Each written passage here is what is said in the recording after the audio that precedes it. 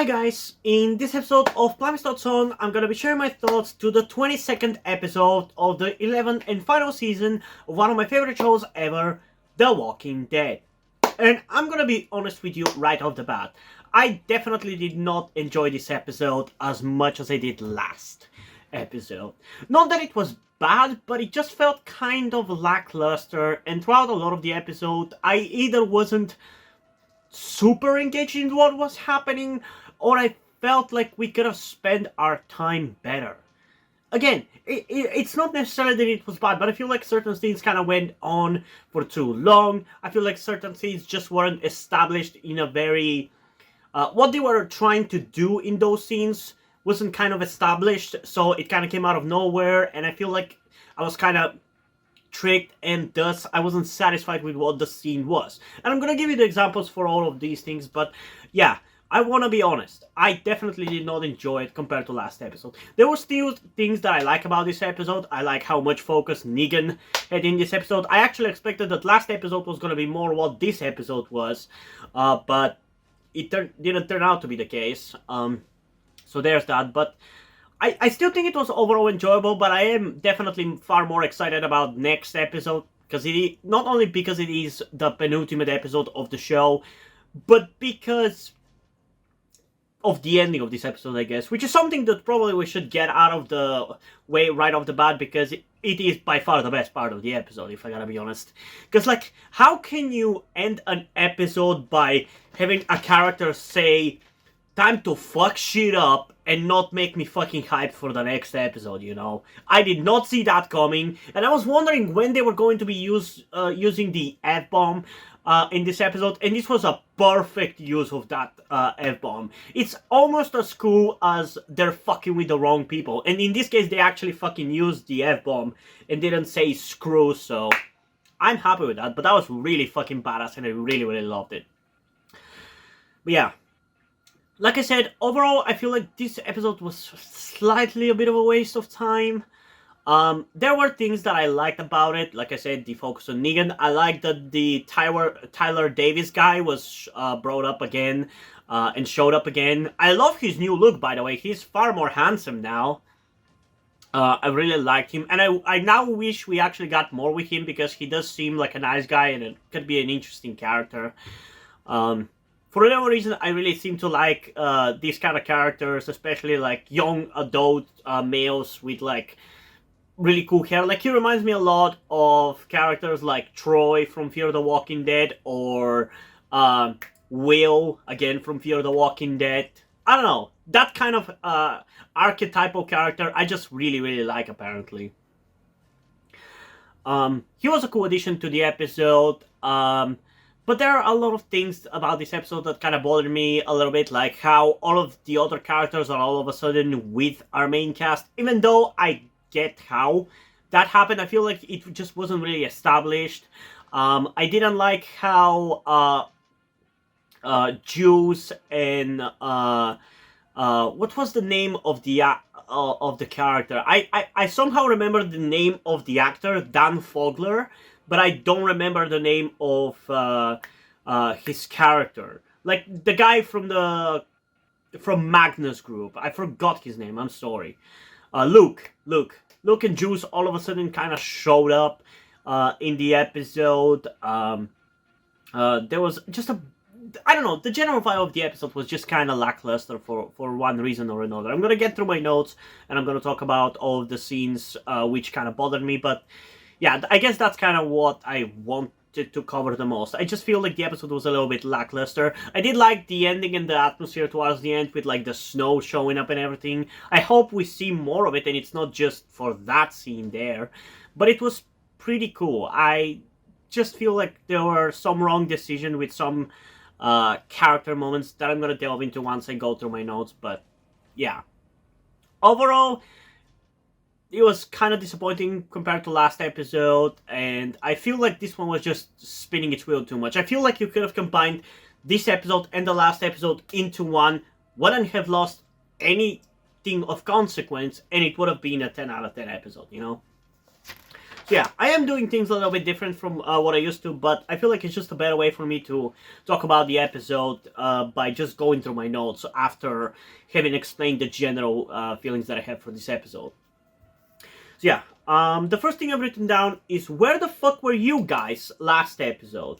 That is talking about the characters like Princess, Magna, who all of a sudden showed up at the labor camp after not being shown their last episode, and it makes sense how they're there because remember last episode, the people in our group, specifically Annie, was sent away to a different location. She was split up from Negan, Ezekiel, and Kelly. So presumably, since she was also in this episode, they all went. She went with the other group. She was sent to the other group's location, and they just happened to all work together in this episode. So it makes sense, but it's still kind of jarring how all of a sudden they show up. Next thing I've written is it? I can't fucking recognize him. He's gotten handsome, and that is in relation to Tyler Davis, who Princess brings up that he's the guy who kidnapped Max, and he's the guy who she beat up in the train car last season. And yeah, I liked him when he showed up. I actually didn't think that he would show up again after that episode. Then we saw him in the arc in earlier episodes of season 11, and now he showed up again with that handsome hair. Hell yeah, I like him. I really wish they kind of did more with him because I feel like his addition to the episode was kind of, again, like everything in this episode, kind of lackluster. Because Negan and Ezekiel try to recruit him and get him to help them to escape and everything. But he kind of refuses, but then in a deus ex machina later on in the episode, without really going through anything that would change his opinion, he decides to join the group and, I guess, stand up for Negan when he's threatened with his life and his wife's life. And I guess it makes sense that they were trying to persuade the whole group by showing Negan and his pregnant wife as the victim there, so everybody would rise up. I get that sentiment. I just feel like he didn't go through a change in his character to get to that point, you know? Next thing I've written is, I am so worried for Annie. And yeah, I assume as a lot of people who are watching the show right now, they are also worried about Annie because we know that Negan is going to be getting a spin-off. We don't know what's going to be happening to any of the goddamn kids. And there's a big possibility that she's going to die with his kid. But whether that's going to be the case or not, I don't know. There's a possibility that she's not going to die because Maggie also has to leave her child to go with Negan to New York. But if she doesn't lose her child to go there, then there is little excuse for Negan to lose his. To be able to go there, so it could go either way, honestly. It's definitely the one character that I'm most worried about in this last batch of episodes, so there's that. Next thing I've written is, where the hell have you been? Which, I have actually kind of no idea who I am talking about here. Oh, no, I know who I'm talking about. I'm talking about Luke and Jules. Like I said, they all of a sudden kind of fucking showed up. In a little bit of an expositionary dialogue kind of scene where they explain everything that happened in a kind of a clunky way. I don't understand why they didn't have him earlier. Because like I've said before, if you're not gonna have a character for extended periods of time, one that is at least recognizable to the audience, please fucking kill them. So at least they have some impact to the plot in the story. Like I said, I think in one of the last reviews, when's the last time we saw Eduardo? When's the last time we saw Cal? Why didn't you just fucking kill them? I honestly was happy when they weren't killed by the Whisperers back in season 9's bike scene. But now in retrospect, I wish they were. Because at least something would have happened with their character instead of them just fucking disappearing off the face of Earth and never being brought up again. Same for fucking Scott from Alexandria. Hell, even Virgil is nowhere to be fucking seen. Like, if you're not gonna use those characters, fucking kill them at least, you know? Like Virgil, if he doesn't show up by the next 2 episodes, which I don't think he will. At best, he might show up to tell everybody, hey, Rick's alive, even though he doesn't know him. But he knows Michonne, so I guess it would work. But that's probably going to be his only purpose in the last couple of episodes. But if he doesn't show up, even for that, then what was the point of keeping that character alive when I feel like at least him dying in that episode with Connie would have added consequences a little bit to it. Because I feel like one of the things that the show right now is really screwing up is not adding consequences for our good guys. Because all the bad guys keep dying, but all of the good guys. And it's fucking annoying at this point. Not because, oh, I want them to fucking massacre everybody, but because it's fucking annoying for all these characters to keep surviving when they should have died. And because it kind of removes any stakes. If you can't even fucking kill a bunch of red shirts or a bunch of side characters, what hope is there that you're gonna kill the main characters? Next thing I've written is, cry me a river, Pamela. And that is in relation to the scene where she cries crocodile tears about how much she loved her son and how much she's mad that Eugene killed him. I love how the actress, who is very much a good actress, was... I love it when an actor is good enough of an actor to fake being a bad actor. Because that's what she did in that scene, because she was clearly and obviously... crying crocodile tears, like she was acting, oh, I'm so sad about my son. Like she was literally doing something like that when the actual actress, is very good. Yeah, definitely made me mad how manipulative she was. But I'm glad that the people of the Commonwealth are not that dumb to buy her bullshit. The next thing I've written is, I love our group fighting as a collective. Like, I think that's in relation to the scene where, after they saw what's happening with Alexandria, they were, again, planning what they're going to do. And it just kind of reminded me back to the days of when they were fighting the Saviors and how they were working together to fight the Saviors. Like, it's always satisfying when our group goes to fuck shit up with bad guys as a collective. Like, they all work together. Like, it reminded me of the Outpost where they attacked the Saviors and everything. It's so cool. Next thing I've written is, it makes me mad seeing Alexandria so perverted and turned into a prison camp. And it very much did, but it's a good emotional response. Like, it's a good thing, because we've seen this location for 6 seasons now. It's been through so much. And these fuckers come in, take over, and turn it into a fucking prison camp. Yeah, it was really good. That's the benefit of having history at that location, you know? Next thing I've written is, are you trying to say that Negan has got no guts? And that is in relation to the scene where Ginger Negan, which is what I'm gonna call him, was talking to Negan, and he was explaining to him how he thought that Negan was a leader, and he thinks that leaders are above it all because they got the guts to do what must be done. And he said that it was kind of claiming that Negan got no guts, which is really funny because he said that thing for Spencer back in like season 7, I think it was. So that was really funny to me. It was definitely me reading into the lines a little bit, but the way that he said it, was that Negan had no stomach for it, which is basically saying that he got no guts. But it was a really funny scene. I really, really enjoyed it. Like I said, he reminds me so much of Negan. It was really nice seeing. It was basically like old Negan versus current Negan kind of thing, and I did enjoy that about this episode.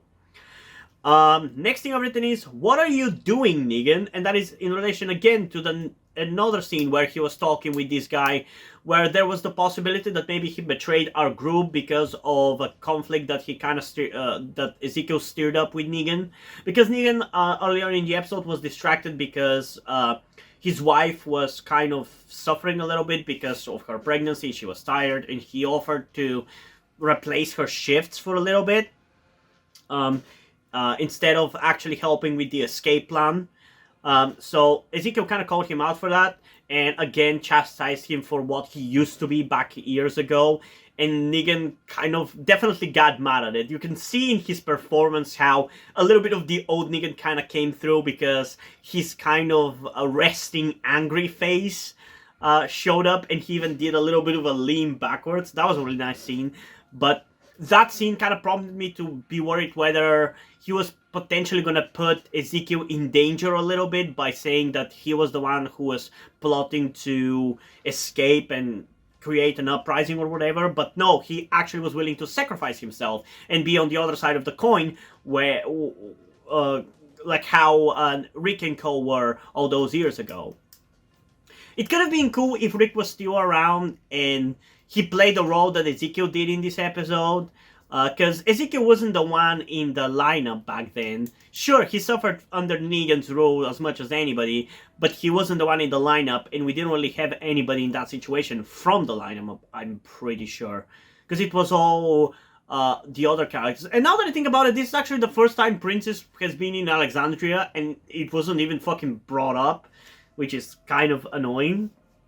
Because we waste so much time on random bullshit scenes, like a certain scene where Maggie once again whined to Carol that she misses her son. Like, there was more context to it, like why, well, and more detail to what she said there, but that's essentially what the scene was. Her whining that she doesn't have her kid with her still. And talking about Maggie, since I don't think I wrote it down, I really like the scene where they were sneaking into one of the houses at Alexandria, and Carol managed to sneak into a room, but just as Maggie was going in, trying to go across the corridor and get into the room, a Commonwealth soldier came from the corridor and saw her and went to her. And as he did, Carol smacked him in the back of the head. But it's cool that there was a little bit of a consequence to their sneaking around, because usually there isn't. Usually they're managing to hide and get through, but this time she got seen. Next thing I've written is, fuck you, Pamela. Eat fucking shit. So do you, Mercer. And that is obviously in relation to Pamela still winning the case against Eugene Porter and Mercer not really being willing to do anything about this. I did like the speech by Eugene, although, like I said earlier, it's one of the scenes which was not set up to be what it was. Because when he said that he wanted to speak to the court, I didn't think that he would do like a monologue about his backstory and the things he has been through, because that is not really relevant to the case in any way, shape, or form. It was more about changing the mind of Mercer, essentially, in that situation. And it really comes off blatantly like it is that, even though there's no way that Eugene would know that that would change his mind. So it kind of makes no sense why he would say all of that shit, because he doesn't know the consequences that it would bring, that it would be good for him. You know? I feel like it wasn't set up properly, I guess is what I'm trying to say. Next thing I've written is, I love the snow. And yes, I do. I loved it back in the Season 9 finale. That snow episode is probably my favorite episode of the show. One of my favorites, that's for sure. Honestly, genuinely might be my favorite episode of the show now that I think about it. Because it's so unique, and the atmosphere is unlike anything else we've got in the Walking Dead universe. So, yeah, I love that shit. Next thing I've written is, I wish Negan killed Ginger Negan. Daryl gets to do too much. So, that's a little bit of a twofold. Because in that scene, Rosita interrupts Negan because she wants to ask that douchebag where her daughter is, because they still haven't found her. Right as Negan was about to bash his head in with a rock. So I wish he got to do that, because we kind of had a little bit of a rivalry there between those two characters, so it would have been cool and satisfaction. But that didn't happen. And right there before that, Daryl showed up out of nowhere, right as the guy was holding Kelly, and stabbed him in the back. And it just keeps fucking annoying me. Okay, Daryl is gonna get his fucking spin-off, where he's gonna fight fast walkers and all that bullshit. Why do you have to keep giving all the big cool moments to him? Like, I'm surprised they didn't fucking have him kill Lance too.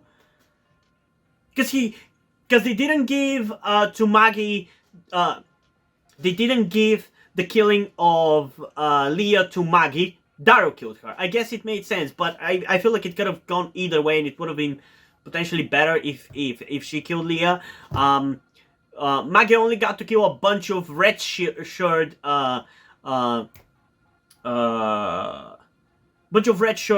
Reapers. I guess at least Daryl didn't get to kill Pope, but in that situation it was dumb the way Pope died anyway. So he killed Beta as well. I guess Negan at least got Alpha. But yeah, I feel like just he does way too fucking much. Oh, I kind of had forgotten about the next thing that I've written. Um, I'm just gonna quote myself here, what I've written. I've written, no, no, no, no, no, no, no, no, no, no, no, no, no. Just fucking no. Can you guess what scene is that a reaction to? That's right. It's the variant scene that we got in this episode. It was little, and it was, I guess, kind of set up that there was a possibility that it would happen, and I'm glad it did, because I love the variant shit. And it's still kind of, I don't know how it makes me feel, honestly, if I gotta be honest, because I love the variants, but it's so weird the way it makes me feel to see them do the actions that they do. Because, like, I was always worried with something like this that they maybe would go too over the top and not really be able to make it make sense that the walkers are now able to do this shit. But now, in a way, it kind of bothers me how much they're actually managing to do it in a way where it's convincing and makes sense that the walkers would behave this way. Because, like, I was worried that the behavior of the walkers was going to be kind of like completely different, like how the whisperers were completely different from the walkers. Not to that extent, but still behave differently as a different kind of zombies from a different show when they were doing their variant stuff. But no, they still move exactly like the walkers, typical walkers move. They just do these things. But that kind of creates a little bit of a cognitive dissonance in my head, I guess, because in my brain, with that behavior, they can't do that stuff. They can't pick a rock. But somehow they make it seem natural. And in this episode, they have a walker pick a knife. A fucking knife.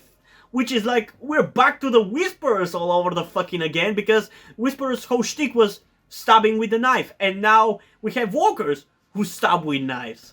I mean, I'm here for it, but yeah, I don't know. It was really, really fucking cool. And then to top it off with the episode, we got the final line of the episode, which was Time to Fuck Shit Up by Mercer. That was probably the best fuck this show has ever done. Straight up. I really, really liked it. And the episode there definitely left me with excitement for the next one, which is going to be the penultimate, which means we're going to have to wait 2 weeks before the final episode, but what can you do? But yeah, overall, kind of a disappointing episode compared to what I expected it was going to be. And at this point, like I've said myself that the season is not going to be as good as I wanted it to be. It's not going to be the kind of season that I wanted it to be. I wanted more of a season 9 kind of thing. But we didn't get that. So even by my lowered standards, I feel like it was kind of a lackluster episode. I feel like it didn't excel as much as it should have, you know? Because there was also a bunch of scenes, like the scene with Connie and Daryl in the sewers. Like, that was completely fucking unnecessary and didn't really bring anything to the show. Sure, they should have shown them that they were in the sewers because that was set up as a way for them to get in.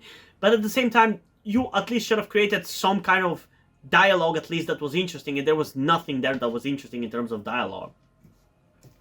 So yeah, overall, in terms of a rating, I think I'm going to go with maybe an 8, at best 8.4 out of 10. So yeah, I don't know, pick one of the two. I'm, I guess, leaning towards 8.4 out of 10, but in terms of my disappointment, it is more of an 8, but I'll stick with 8.4 out of 10. So yeah, what did you guys think about this episode? Comment those down below and let's have a discussion about it. And also, before we end this video, I just want to give a huge shout out to my currently 8 patrons on Patreon: Omar Bridgman, Deadpool, August Dice, Little Uzi, Corvi Dead, Shironyan, Etsap123, and WeedGod6969. I also want to give a huge thanks to Omar Bridgman once again for also supporting me on Ko-fi. Thank you for doing that on both platforms, even though you don't have to. It means a lot to me that you have decided to support me so much. It truly means a lot. Because I'm pretty sure you're like one of my first supporters, so it really means a lot. But yeah, thank you guys for your support. I really appreciate it. It really means a lot to me that you've decided to support me. You have continued to support me for such a long time. Hope you continue to enjoy my content and continue to support me going forward. Thank you very much.